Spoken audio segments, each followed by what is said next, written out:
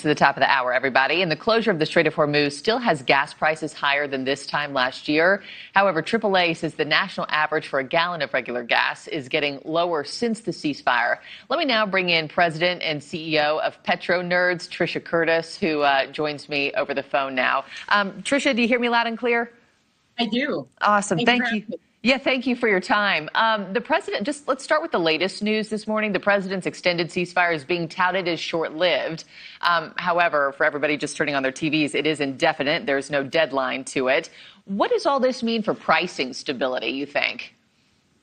I mean, the fact that I think indefinite is the wrong term when you're talking about a ceasefire in the Middle East. But you have WTI, West Texas Intermediate, above $90 a barrel right now. That's actually not that high, considering the fact that you have conflict in the Middle East. You don't have the Strait of Hormuz necessarily fully opened.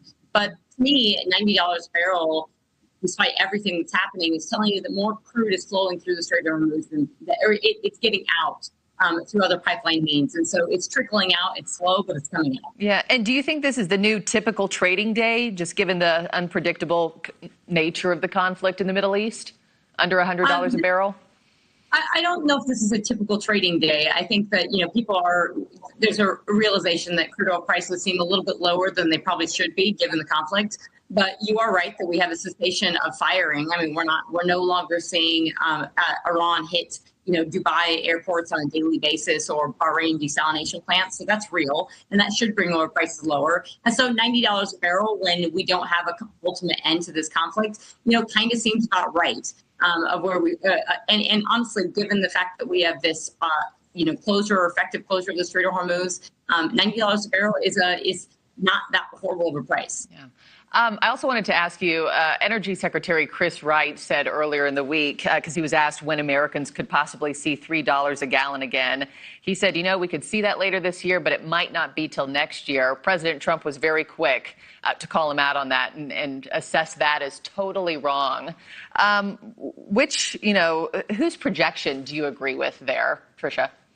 I'm not going to get involved in that. I think that I'm going to tell you what oil prices are and with the volatility in oil prices in the world that I live in. And, they were $65 a barrel heading into this conflict, and that was way too low. They were not pricing in geopolitical risk. And you had a lot of people getting on TV for 2 months on almost every news station saying that, not talking about the war that was actually about to happen, this pending doom. We had up to 40,000 people being executed in Iran, and Iran was producing almost 5 million barrels per day. And that was not priced in. And so now what you have is Iran, hitting out and latching on with their neighbors. And now you have crude flows not effectively flowing on a daily basis the way they were out of the Strait of Hormuz. And that has driven oil prices higher. Yeah. And that's a war now. That doesn't mean they cannot go lower. I mean, you end this conflict and you start moving those barrels, and I think prices will fall. They'll fall lower and faster than people think. And I think you saw that.